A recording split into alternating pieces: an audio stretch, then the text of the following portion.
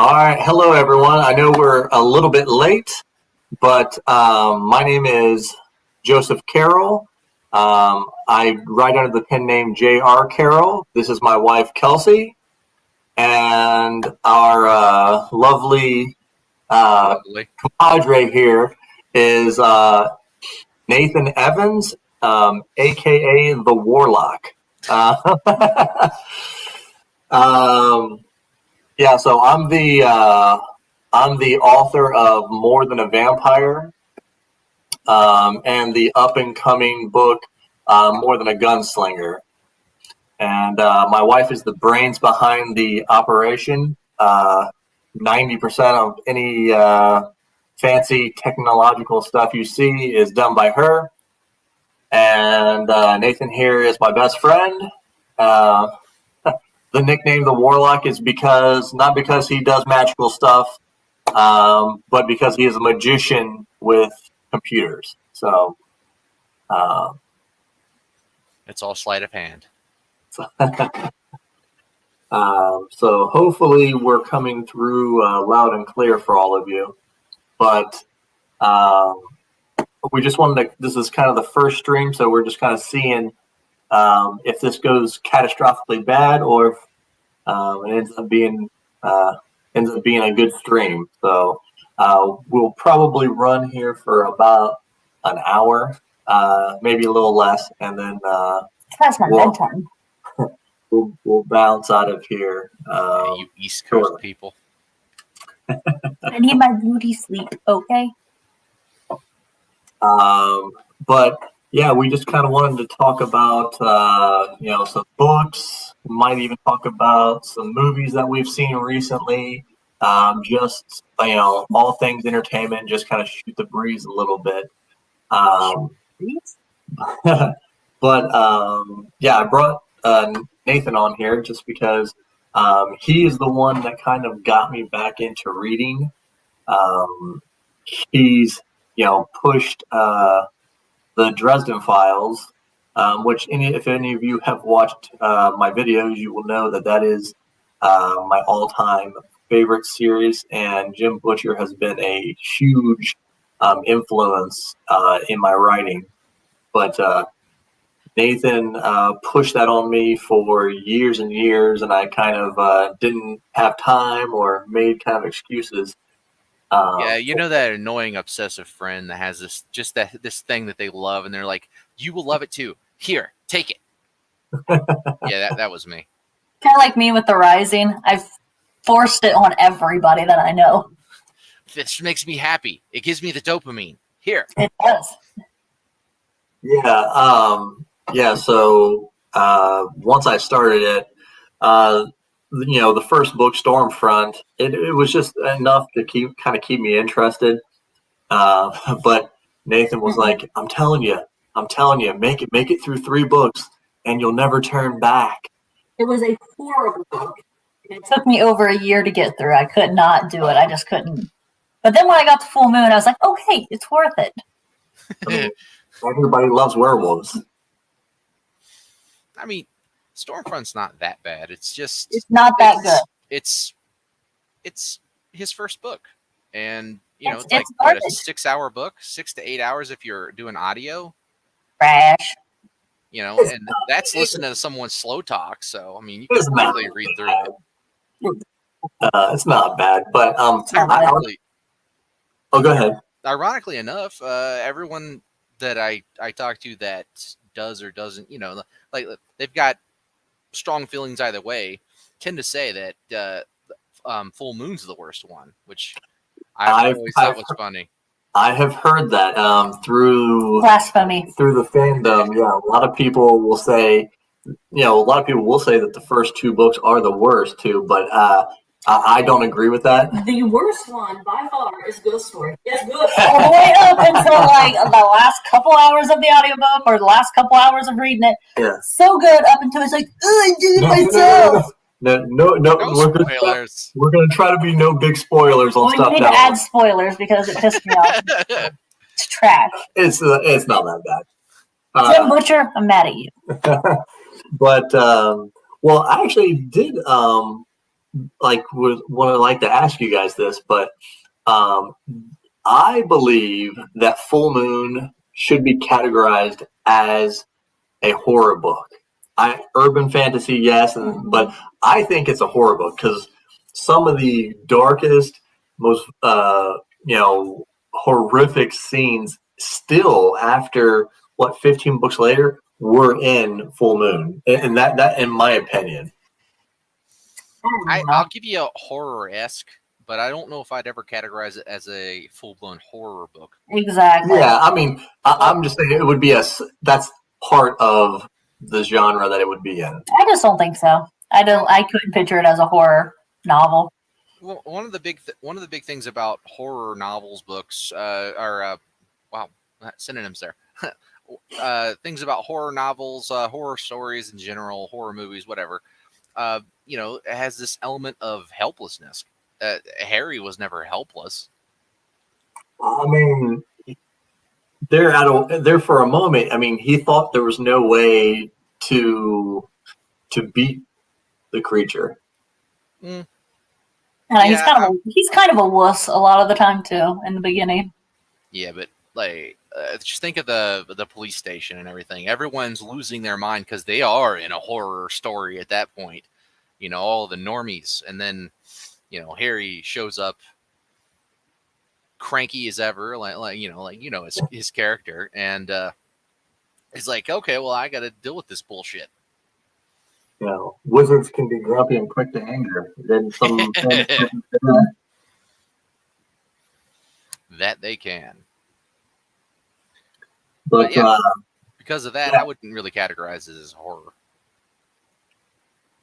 Yeah, so now that we're kind of on what really started us going, what for you, Nathan? What was the book that really got you into reading or got you back into it? Well, outside of Dresden. Well, I was never, not a reader for the most part. I mean, I always enjoyed reading, but the thing that really hooked it was, I think sometime in middle school, I started reading Paul Zindel. Now he's gone now, but he was a children's author and everything. But he made some dark stuff. Like every single one of his were just horrific horror-esque, full blown horror books, but with the young adult slant or what have you. I'm not familiar with him by name. What are some of his books? I think you might be. I'm pretty sure that you read at least one of his. One of his best known books is The Doomstone. Oh, okay. I've heard of it. I'm not sure if I remember the story or not, but the name definitely rings off. Well, I could swear that you talked to me about it long ago. Maybe I'm misremembering or just fabricating it. It's been so damn long. Yeah, I mean that's probably what almost 20 years ago. Probably more than that. Easy. Middle school. Yeah, so, middle school would be easy 20 plus years, 25 years or so. But he also did. Don't age me. What? Don't age me. Oh God! If only we could go backwards, or just pause it. Pause it for 2 or 3 years. That's all I ask. So okay, so the Doomstone. So who would it be for you, or what book would have been for you that really got you? I don't know. I hated reading for the longest time. I didn't like reading until about high school, and that's when I got introduced into The Rising and Brian Keene, and pretty much went balls deep into anything that he ever wrote or touched. So, but The Rising and City of the Dead are probably the two greatest books of all time, and it's so bad in horror. Don't ever read it or listen to it around small children or probably even young adults to an extent. Yeah, it's men. Don't read it around men. Oh, definitely read it around men. Just don't let men read it. All the men read it as a lesson. Well, and that's a book that that Kelsey was pushing on me, because once I really got into into reading, Dresden Files, The Witcher. She was like, all right, all right, so you're into it now, so you need Rising. Let's do it.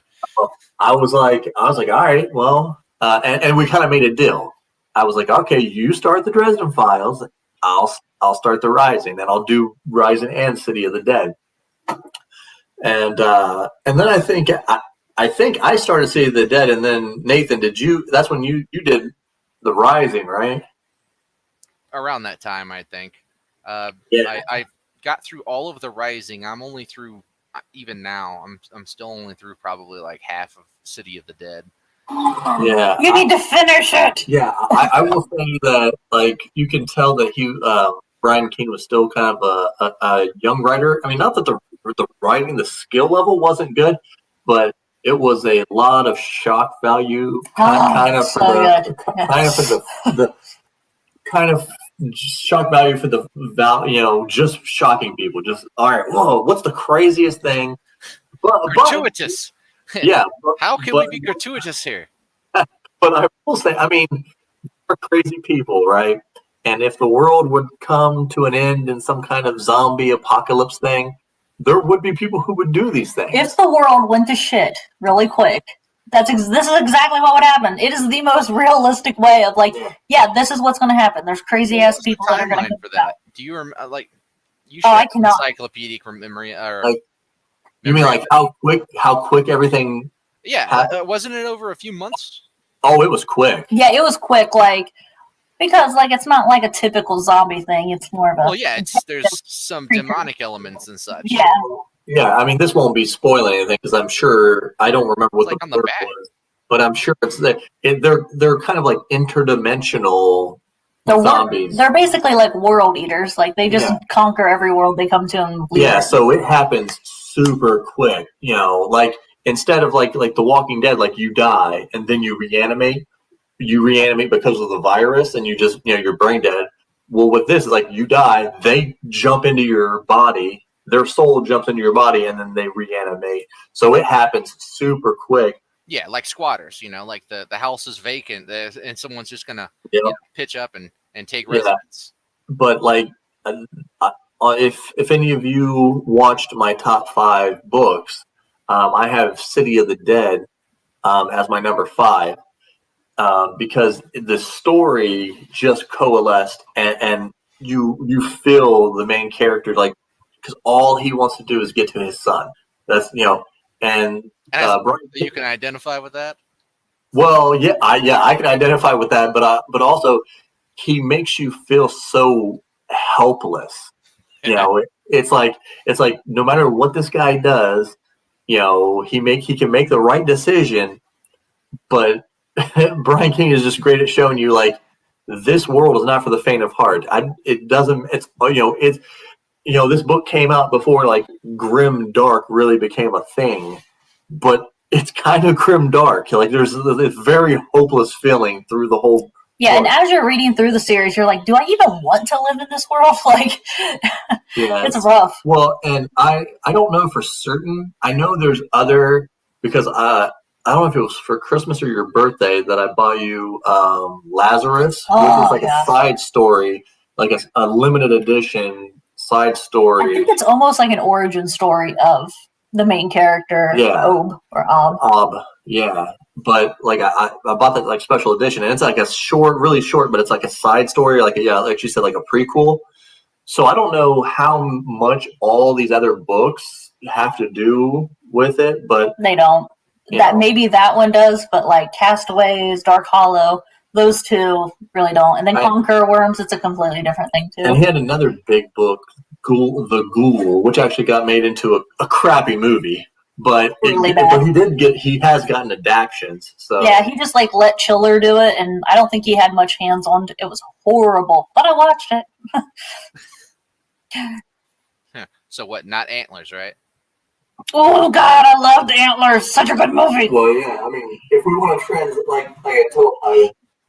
I put in the description that we were gonna go books and movies and things. So if we want to talk about one of the best creature movies of the last decade, last 10 years, really, because we're early in this decade, but in the last 10 years, Antlers has to be like top So good. notch So for good. like creature features.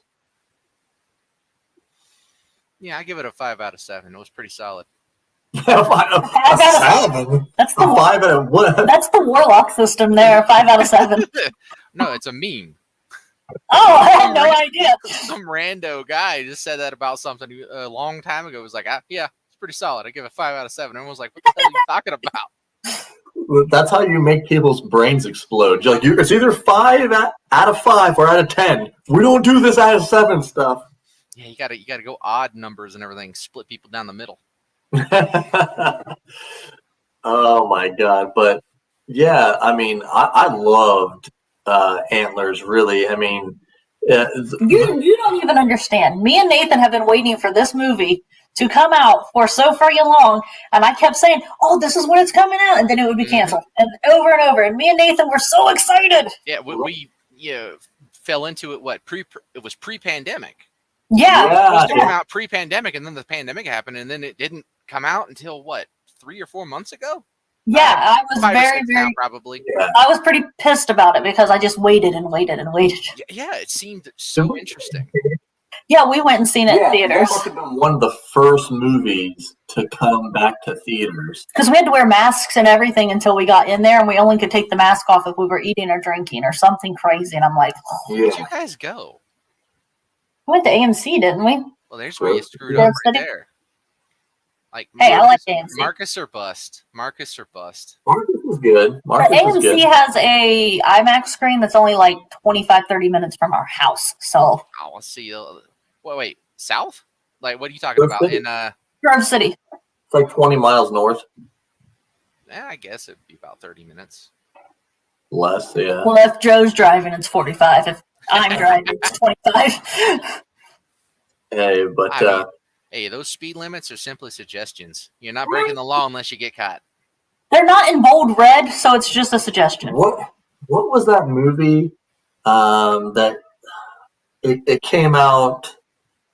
I don't know. I want to say like a year ago, but it didn't make it to theaters.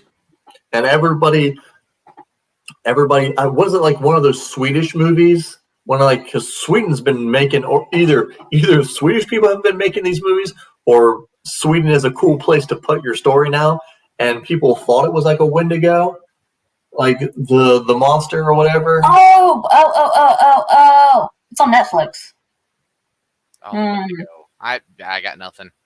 It was a big ass creature, though, a big scary monster. Yeah. The Ritual. The Ritual, yeah. Yeah, it was pretty good. Oh, Yeah. that came out way before the pandemic. That was like 2017 or 18. Yeah. Yeah, well, we're kind of slow. We did take a minute. Well, that movie's fantastic though, and the creature like design in general, like the it's got one of the most creative designs I've ever seen. Yeah, it was super, super cool.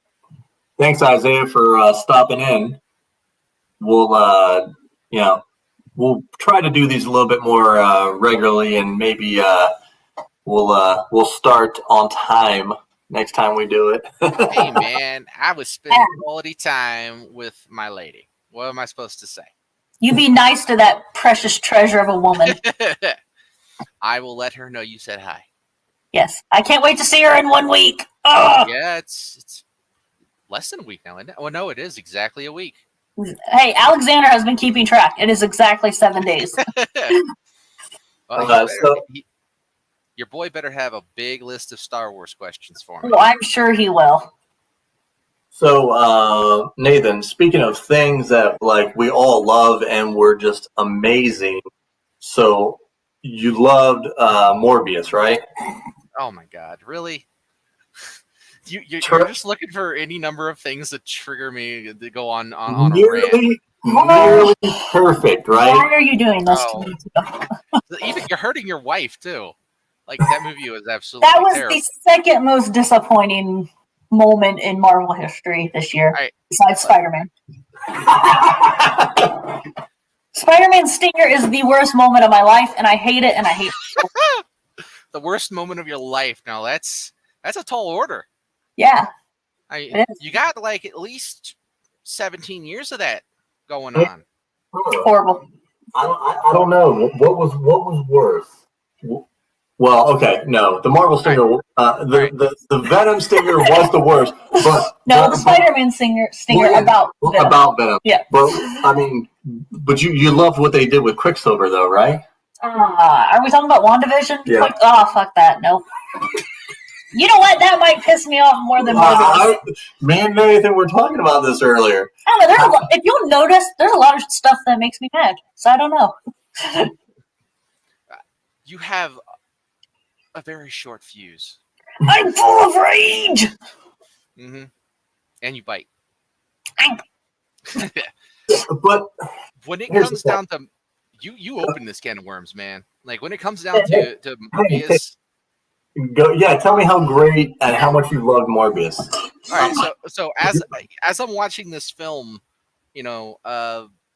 suffering through the pacing issues and the overacting, like I think I'm pretty sure I had a stroke or an aneurysm when they got to the point. This is much later into the movie and everything, where Morbius is. Spoilers, in case you haven't seen Morbius.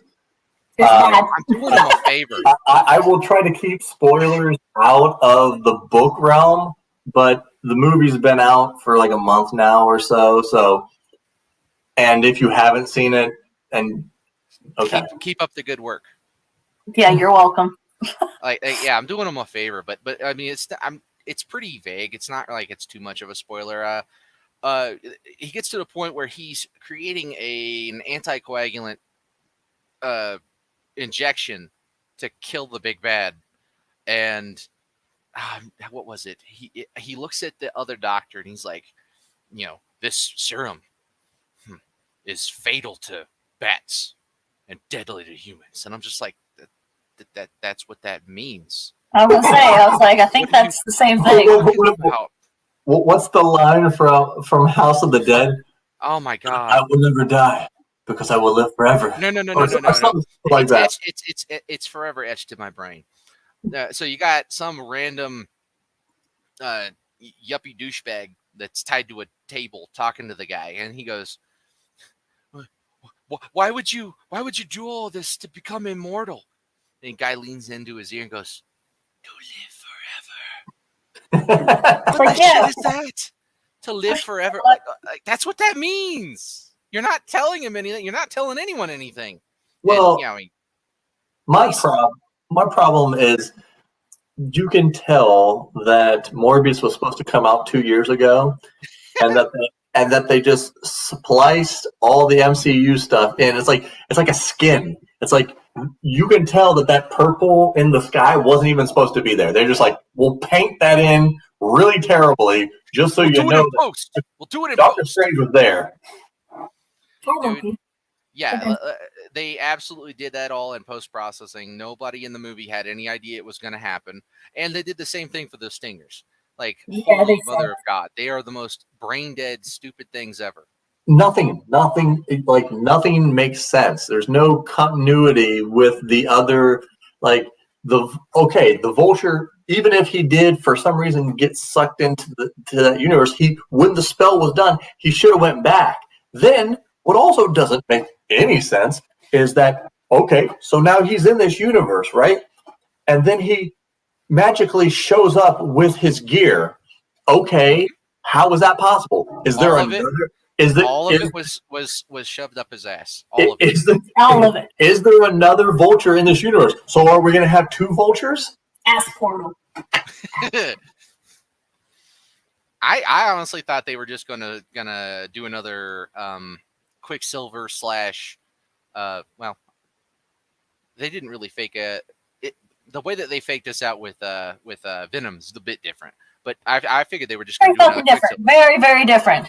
Well, because for Venom, it made sense. Well, yeah, and he was still who he was. Like Quicksilver, we all thought it was Quicksilver, and then find out the guy, what'd you say his name was? Ralph Boner? Boner, yeah, some rando named Boner. Wasn't it Bonner? Well, maybe it was spelled that way, but they called him Boner. Yeah, I'm like, here's and me and Nathan had this conversation.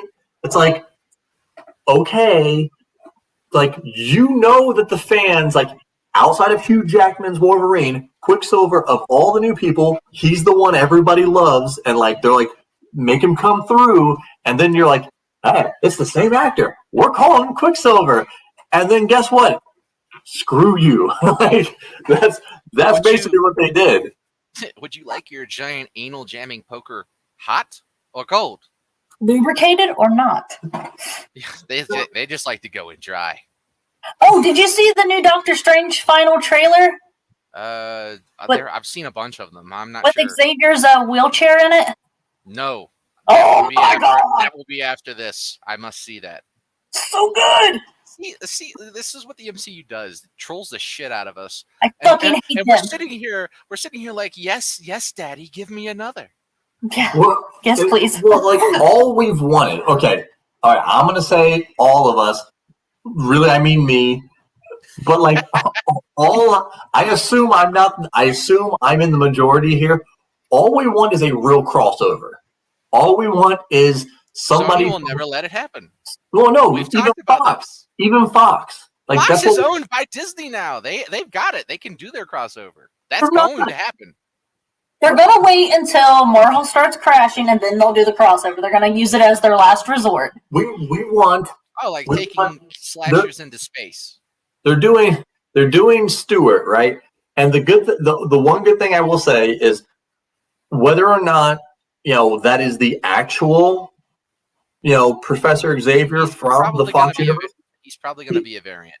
I feel like he's still going to have all the memories and the knowledge of the Fox universe, and he's going to know what's going on. He's going to play the same character. I hope he's the same character, but what it looks like they're doing is they're going down the Marvel Illuminati route. Yeah, so it is the Illuminati, yeah. So all I've got to say is if Loki's not in it, I'm gonna be pissed. Well, Tom Cruise is Iron Man, so superior Iron Man. Yeah, I mean, it's the Dianetics. It makes all the difference. But I assume most of these characters, like, I assume they're going to have a lot of big names play these variants and then just die at the end of this, like Deadpool did with Brad Pitt playing. He played the Invisible Man as soon as he got electrocuted, and you got to see that it was Brad Pitt for 2 seconds. I assume that's what they're going to do. It's just, but the problem is, all right, we've all wanted. Was it from The Office? Jim. Yeah. Oh man, what's his name? Kaczynski? Well, Krasinski? Ted Kaczynski, I think. No, his name's Ted. His name's not Ted. Something Kaczynski. I don't know. John. Yeah. So, like, everybody has wanted him to play Mr. Fantastic for like 5 years. It's been nothing but memes and videos of him. And I'm just afraid that they're gonna be like, okay, this is what the fans want, right? Well, we'll give it to you for this one movie, and then we'll kill him, and then we'll show you the real Mr. Fantastic, the one we want as the MCU elite. And then they give us that later. All right, they haven't really done that too much, though. I mean, like, when it comes to giving or casting, fan favorites, it was just, as far as I know, it was primarily Quicksilver. That was the big. Trust them. What? I don't trust them. They shifty. They hurt me. Shifty eyes. Well, yeah, I mean, I guess because the whole Infinity Saga they kind of put that all together. So I guess we'll see what happens here in the next 5 years going forward with what the MCU decides to do or what their direction is. I think this year is gonna belong to DC. You honestly. say that every damn time. They have 4 or 5 movies coming out this year. DC could shoot him a biscuit and Joe eat it. If they got 4 or 5 movies coming out this year, you can be confident that one out of those might be okay. And apparently the Batman was pretty good. I haven't seen it yet. It's on HBO Max. You should watch it. Oh, I got it. I can watch it. It's just Melanie the Batman hates it. The Batman was solid. Really good. Right? Was solid. Then we have Black Adam coming out. Dwayne Johnson has Adam. been. Oh, Yeah, he's been working on this movie for 10 years. So I will trust that it's going to be at least good. Ooh, when's Shazam 2 come out? I'm really excited on I that. think that's at the end of the year. You got Aquaman 2, and Flashpoint is coming out at the end of the year, I think. I don't know. Flash got in some trouble, so I don't know how they're going to go with this. Twice now. I seen the teaser. He just got arrested again, though. Like the movie's probably already done. Yeah, but then they're gonna be like, we have to be politically correct and be like, well, he was being an asshole. We might have to push it off. Blah blah blah. Well, I mean, I don't see him doing that. What I see happening is them firing his ass and just getting another one. Like DC has absolutely no problem. Ironically enough, just like the comic books, of retconning the hell out of whatever the hell's going on, and that's what they. That's one of the reasons Melanie my girlfriend doesn't want to watch the Batman, because she thinks that it's, they're just doing it again. So they're retconning it. Oh, it's so good, though. It's so dark. Well, once you watch it, you'll understand that he's not replacing Ben Affleck's character, because this Batman could not, at least from what we've seen, there's no way he could be in with like a Superman. But I think he could beat up Ben Affleck's Batman. I don't have a problem with this movie, The Batman. Either way, because like the Batman, like he fights. I feel like he physically fights a lot more in this movie. Like he's just whooping people's ass left and right. It's pretty cool. But it does show you, and like I said, I'll try not to spoil, because Nathan hasn't seen it. But this is year 2 Batman, so he's not like I can walk in and just take everybody and not get hit. Nathan, here's your spoiler for the Batman: Iron Man dies. Damn it! Why do you got to do this every time? So sorry for your loss. I am Iron Man. No point in going on now. Okay, here's the real question: do you think I could beat up Tom Cruise? Because I think I do. I think I could do it. I'll tell you what. I mean, if you stand up there toe to toe, you'll be right as his eye level. Exactly. I think I could efficiently headbutt him in the face. Yeah, I mean, as a matter of fact, he might look up to you. Oh, that'd be glorious. I don't know that Scientology. I mean, he's like almost 60, but he still looks like he's 30. Yeah, now I'll give him that. The dude has aged like a fine wine. Like he's aged well. Hey, he does do his own stunts.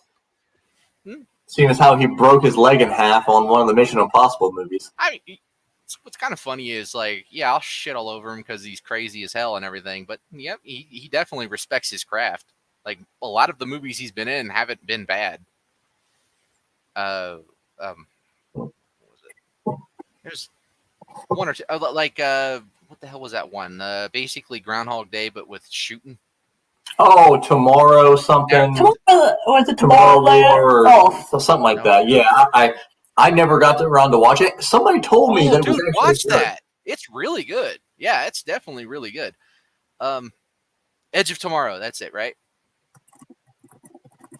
I think so. Oh my god, are you looking it up? No, don't you fucking worry about what I'm doing. You worry about you. Oh my god. But yeah, I'm pretty sure it's called Edge of Tomorrow, but that was really Tomorrow. Yeah, that sounds about right.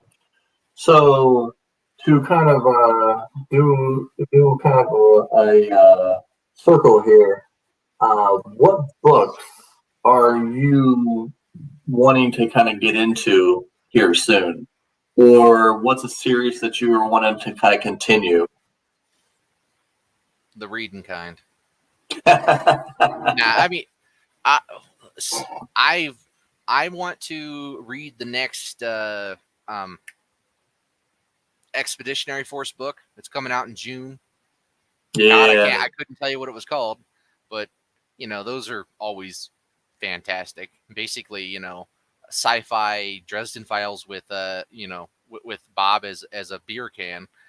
But yeah, I'm looking forward to that. Whenever the hell the next Dresden Files book comes out, I'm thinking about going and diving back into the Demonata series. That's really good. I've been trying to get both of you to read that series for a while. I mean, it's very similar to The Rising. I mean, I would categorize both The Rising and the entire 10 arc 10-book arc Demonata series as, man, some bad shit happened. And then it got worse. So, is there any books that you were thinking about trying to get into? Well, I haven't finished The Witcher yet because you still have Lady in the Lake. This has been a very big point brought up between me and Nathan and She's me afraid and you. of finishing. I haven't finished Smallville. There's 3 episodes left, and I refuse to do it because I'm not ready for it to be over. Completion anxiety. Yeah, it's rough. Lady in the Lake is a long book. You could stretch it. I'm not ready.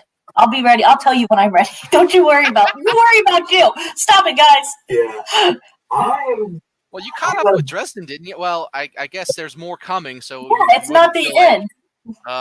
When we get to the big apocalyptic trilogy, she's probably not going to touch it. You're prepared for this, right? No, I'm not. Mentally, I was talking to him.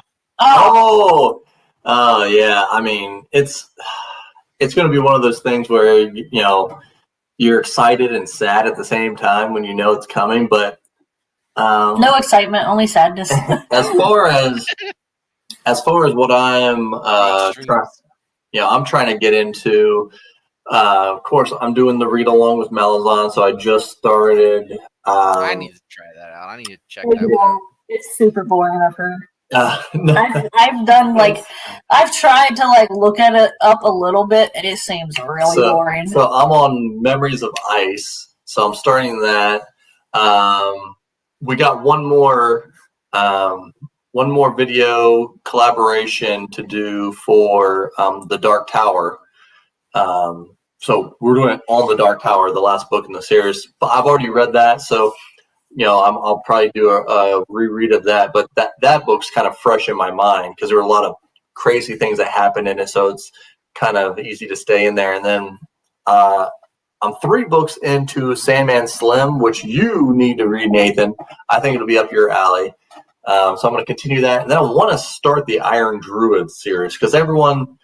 People have compared. Some of my beta readers have compared, my character to the Iron Druid, and so I'm like, okay. And I've heard it. He was also very inspired by Jim Butcher and the Dresden Files. So I want to try that out and see how that goes. But I'm going to try and kind of push into all those, but. Memories of Ice is a long book. It's like 1,000 pages or more, so it's going to take up a lot of time. Oh! I have a series that I was thinking about. I was thinking about trying to read and listen to the Game of Thrones series because, I got pretty pissed at the end of that. So I was like, maybe it'll be better if he ever finishes it. I was going to say, don't waste your time. He's almost certainly going to expire before we get those books. So theory. My theory. Tell me what you think. My theory is one of two. Either he's already finished them, and he's just going to release them when he dies. Okay. The theory the first theory I have is it's already done, and he's just going to wait until he dies. Or theory 2 is he's not actually working on them at all, and he doesn't care. He has so much money that he's just doing things that to him are just easy and fun. So he's working on more television series where he can kind of be hands off and just be the producer and just be like, oh, put my input in, but I'm not really writing the stuff.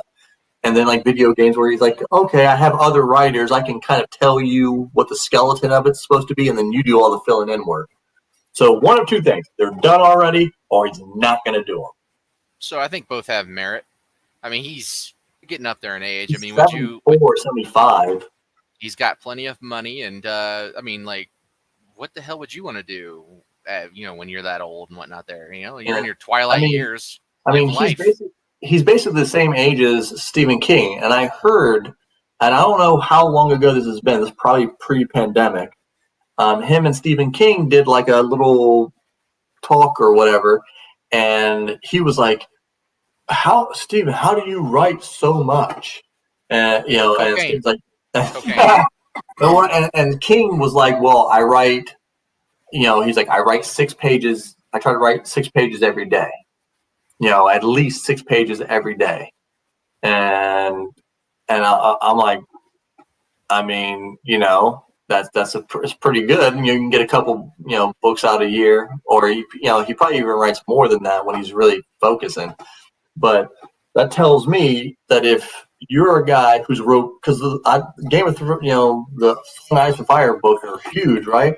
So if you can write those, if you're telling me that Stephen King is like way above you in speed of writing, then there's probably, you're probably either not done or you're just messing with people.